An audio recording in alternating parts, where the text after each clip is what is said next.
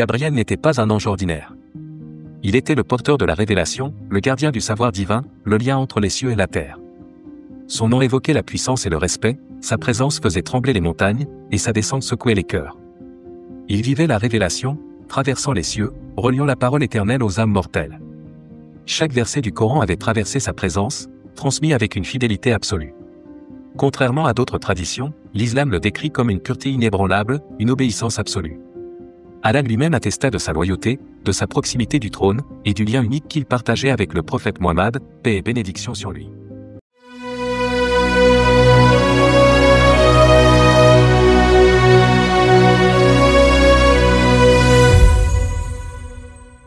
Gabriel n'était pas seulement un messager, il était le lien céleste entre le divin et l'humanité, l'enseignant et le guide, le soutien dans les épreuves. Lorsqu'il descendit pour la première fois dans la grotte de Hira, ce ne fut pas seulement le début de l'islam, mais l'activation du sceau de la prophétie. Les cieux retinrent leur souffle, la terre et le ciel furent témoins de cette rencontre entre le dernier prophète et le plus puissant des anges. Mohammed, paix et bénédiction sur lui, affirma l'avoir vu sous sa forme angélique complète, ses ailes couvrant l'horizon, une présence si écrasante qu'elle était insoutenable sans protection divine. Il n'apportait pas seulement des paroles, il offrait la guidance, la guérison et l'avertissement. Parfois visible, parfois invisible, mais toujours proche, il accompagna le prophète dans les moments de deuil comme dans les batailles. Son rôle dans la révélation prouve l'élévation de son rang, non seulement par sa puissance, mais par sa fiabilité, son caractère et son lien privilégié avec Allah. Gabriel n'est pas une simple figure historique, il est une présence vivante dans la foi, invoquée dans les prières, rappelée dans les récits de la révélation, et célébrée comme le porteur de la vérité. Gabriel n'était pas un ange comme les autres. Il était celui que le Créateur avait choisi pour transmettre sa parole, portant la lumière de la révélation au prophète. Son nom inspire l'admiration et la crainte, car il est la voix du commandement divin, le lien entre les cieux et la terre. Créé de lumière pure, il était bien plus qu'un messager, le chef des anges, l'archange de la révélation, l'être céleste investi de la mission la plus lourde, délivrer la parole d'Allah. Son apparition sous sa forme complète dépassait l'entendement humain. Avec ses 600 ailes déployées, recouvertes de perles et de rubis, chaque battement illuminait l'univers, projetant des éclats aussi brillants que des milliers de soleils. Un être dont la puissance pouvait courber les montagnes, dont la rapidité défiait toute mesure, capable de traverser les cieux et la terre en un instant, exécutant sans faille chaque ordre divin. Gabriel était l'exécuteur de la volonté divine, puissant mais humble, toujours fidèle aux ordres d'Allah.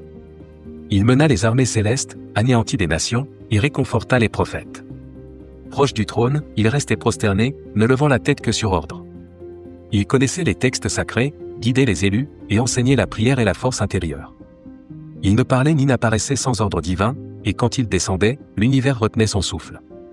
Gabriel est le seul ange à avoir porté la révélation à tous les prophètes majeurs, traversant les générations de Nuh à Mohammed, paix et bénédiction sur eux. Il n'était pas un simple témoin de la prophétie, mais un compagnon céleste, voyant l'élévation et la chute des nations, le repentir des âmes, et la descente de la miséricorde divine.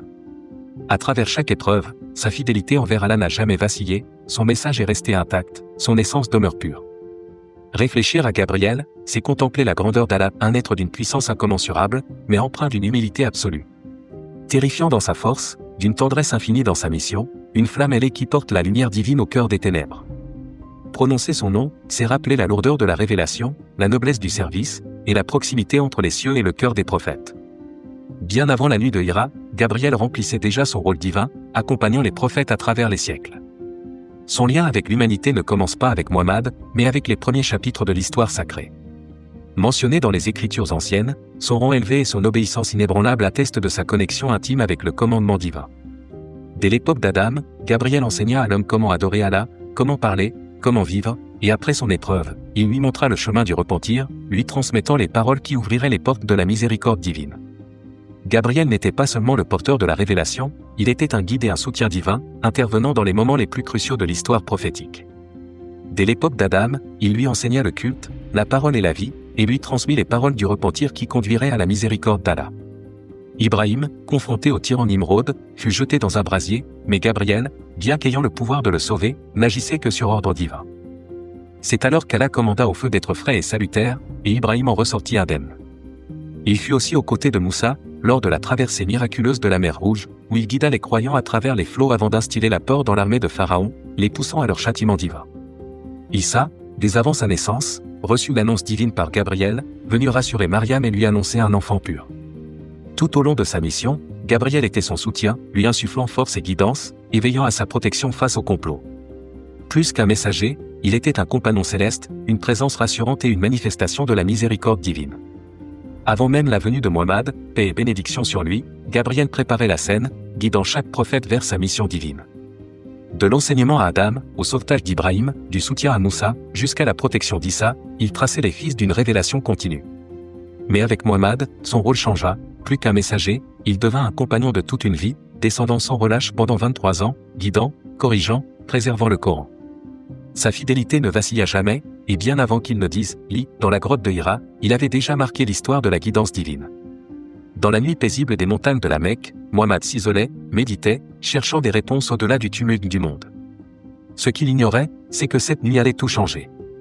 Descendant des couches célestes, portant la parole éternelle d'Allah, Gabriel vint, non avec une révélation ordinaire, mais avec le dernier message, le sceau des Écritures.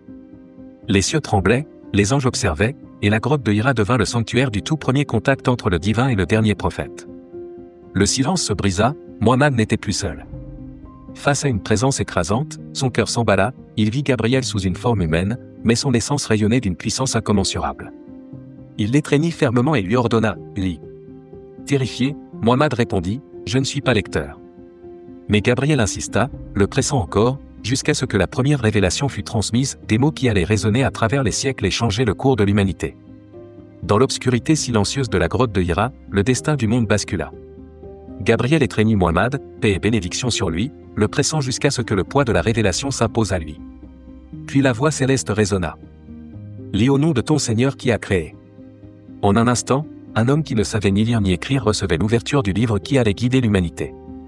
Terrifié, bouleversé, il quitta la grotte, son corps tremblant, son souffle court. Il se précipita vers Khadija, cherchant refuge.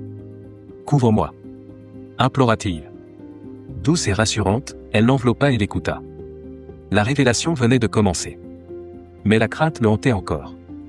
Waraka ibn Nawfal, sage connaisseur des Écritures, entendit son récit et fut saisi d'émotion. C'est le même qui est venu à Moussa. Il savait ce que cela signifiait. Ce moment fut le commencement de tout. La révélation se poursuivrait pendant 23 ans, et Gabriel reviendrait sans cesse, portant des versets qui bouleverseraient le monde et façonneraient l'histoire. Le poids de la révélation était tel qu'il affectait physiquement le prophète, paix et bénédiction sur lui. Lorsqu'elle descendait, il sentait sa force l'abandonner, son corps soumis à une présence céleste écrasante. Gabriel déposait ses paroles dans son cœur, non comme une simple transmission, mais comme une transformation profonde. Plus qu'un messager, Gabriel expliquait, éclairait, répondait aux interrogations. Lorsqu'un doute surgissait, il apportait la clarté. Parfois immédiatement, parfois après un délai, enseignant ainsi la patience. Chaque mot du Coran, chaque décret, chaque instruction était guidé par lui, sous l'ordre divin. Il ne venait pas seulement avec des versets, mais aussi avec du réconfort, surtout lorsque les épreuves s'intensifiaient. Quand Abu Talib et Khadija quittèrent ce monde, laissant le prophète vulnérable et endeuillé, Gabriel descendit, non pas avec des paroles, mais avec une présence qui apaisait. Son rôle allait bien au-delà de la révélation. Il enseigna au prophète la prière, ses horaires, ses paroles, et la structure sacrée du Coran. Il ordonna chaque verset, révéla chaque lien, plaçant chaque parole à l'endroit voulu par Allah. Parfois, Gabriel ne descendait pas en lumière, mais sous forme humaine. Il s'assit face au prophète, genou contre genou, et l'interrogea sur l'islam, la foi et l'excellence spirituelle. Lorsque le prophète répondit, Gabriel confirma chaque vérité. Puis il partit. Le prophète révéla à ses compagnons, c'était Gabriel. Il est venu vous enseigner votre religion. Peu à peu, la peur s'effaça, laissant place à une confiance totale. Le prophète attendait ses visites, les espérait, les chérissait. Et Gabriel, en retour, aimait sincèrement celui qui l'accompagnait. Gabriel était bien plus qu'un messager, il était un guide, un enseignant, un soutien.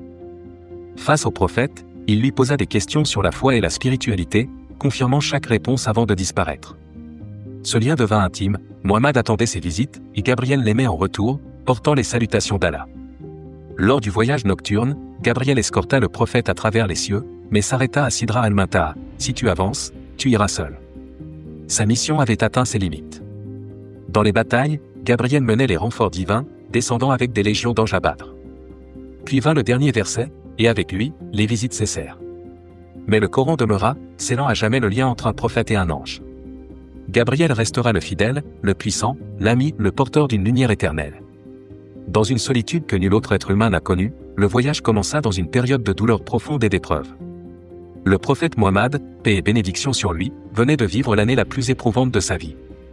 Sa bien-aimée épouse, Khadija, la femme qui avait été son pilier, son refuge et son réconfort, venait de s'éteindre. Peu de temps après, son oncle Abu Talib, celui qui l'avait protégé de l'hostilité des Quraysh, disparut lui aussi. Sans leur soutien, le prophète fit face à une nouvelle vague de rejets, de moqueries et de menaces. Sa visite à la ville de Taïf s'acheva dans l'humiliation, il fut chassé et lapidé de pierres. Épuisé, tant émotionnellement que physiquement, le prophète avait besoin d'un réconfort divin, d'un signe qui renforcerait son cœur et raviverait sa détermination. Puis, une nuit, alors qu'il se reposait près de la Kaaba ou dans sa maison, selon les versions, Gabriel lui apparut, porteur d'un message qui allait être la plus extraordinaire invitation jamais adressée à un être humain. Gabriel arriva, non pas seulement avec des paroles, mais avec une monture céleste, un coursier divin, connu sous le nom de Al-Burak. Une créature blanche et lumineuse, plus grande qu'un âne mais plus petite qu'une mule, décrite comme rapide et gracieuse, son chaque pas couvrant une distance aussi lointaine que le regard pouvait porter. Le prophète monta sur Al-Burak, tandis que Gabriel le guidait, et ainsi débuta la première phase du voyage, Al-Isra, le voyage nocturne de la Mecque à Jérusalem. En quelques instants, ils arrivèrent à Masjid al-Aqsa, un lieu sanctifié, foulé par de nombreux prophètes avant lui. Là, le prophète Mohammed, paix et bénédiction sur lui, fut accueilli par les âmes de ses frères prophétiques, Ibrahim, Moussa, Issa et bien d'autres, assemblés en l'honneur du dernier messager. Il lui fut demandé de mener la prière, affirmant ainsi symboliquement son statut de sceau des prophètes, le chef de cette chaîne divine, commencé avec Adam et s'achevant avec lui. Gabriel se tint à ses côtés, non seulement comme guide, mais comme témoin silencieux d'un moment monumental dans la succession spirituelle. Mais ce qui l'attendait ensuite dépassait même cette scène majestueuse. C'était la seconde phase du voyage, Al-Miraj, l'ascension à travers les cieux. Al-Burak resta derrière, et Gabriel conduisit désormais le prophète dans sa montée à travers les sphères célestes. À chaque porte, Gabriel frappait, et les anges gardiens demandaient « Qui est-ce » Gabriel répondait « C'est moi, Gabriel, et avec moi, Mohammed ». Les gardiens demandaient alors « A-t-il été envoyé pour cela ?» Et à chaque confirmation, les portes s'ouvraient. À travers le premier ciel, puis le deuxième, et ainsi de suite.